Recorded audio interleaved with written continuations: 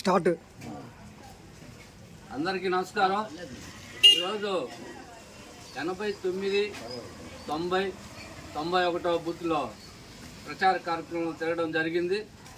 అందరు నాయకులు కూడా పాల్గొనడం జరిగింది.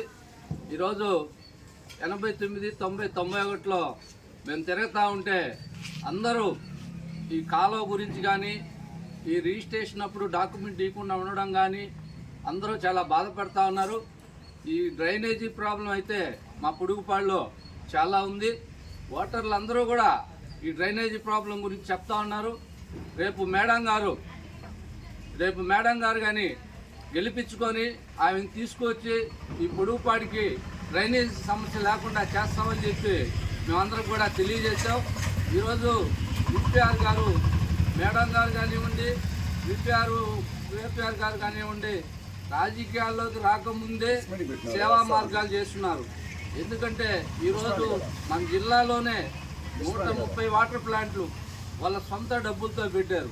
ఈరోజు పిల్లల్ని వాళ్ళ సొంత డబ్బులతో చదివిస్తూ ఉన్నారు.